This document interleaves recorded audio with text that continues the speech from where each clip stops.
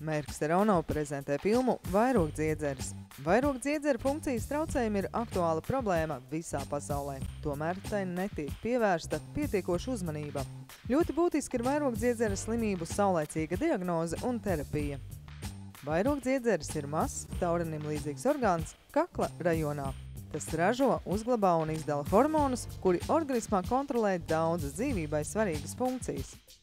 Vairogdziedzera hormonu nepietiekamību organismā sauc par hipotireozi. Simptomi, kas liecina par hipotireozi, ir nogurums, depresija, svara pieaugums, gremošanas traucējumi, apetītes trūkums, sausa āda, trausli mati. Zems asinsspiediens un paaugstināts zema blīvuma holesterīna līmenis asinīs.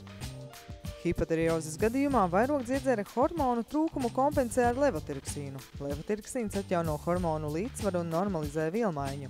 Levotiroksīns ir hipotireozes terapijas pamats. Pacienti, kuriem tiek ārstēta hipotireoze, var dzīvot pilnvērtīgu un veselīgu dzīvi. Jautājiet ārstam par iespēju pārbaudīt vairogdziedzeri. Lai uzzinātu ko vairāk, apmeklējiet mājaslapu angļu valodā www.zirolink.com.